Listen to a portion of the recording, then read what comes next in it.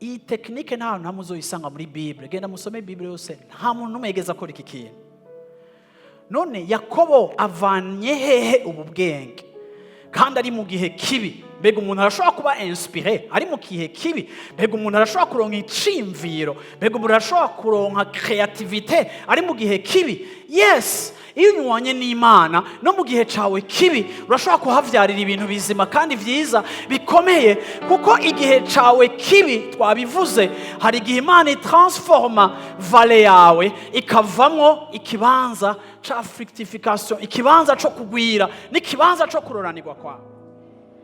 Imana ifata situation mbi ikayivyaza umusaruro igihe ubwayo atacirika iraproduiza, ariko Imana ikayigusangamo ikagira iciguhaye. Nico gituma abantu b'Imana ntidusenga situation, ariko abantu b'Imana basenga Imana. Ndanse ko situation yanje imbere Imana, ndanse kuvyuka mu gatondo mvuga situation, ndanse kuvyuka no kwirirwa mvuga igitoro, ndanse guma mvuga igitoro, ndanse guma mvuga ingorane, ndanse gusa n'ingorane, kuko ico umuntu araba n'ico umuntu yihweza ni kwasa. Yakobo ntari muri operation ya dogage, ariko Yakobo ariko aragira influence kubivyara, akavuga ati nibure nubwo ataco mfise nshobora kubikorera, ariko kandi reka ngire investissement à long terme.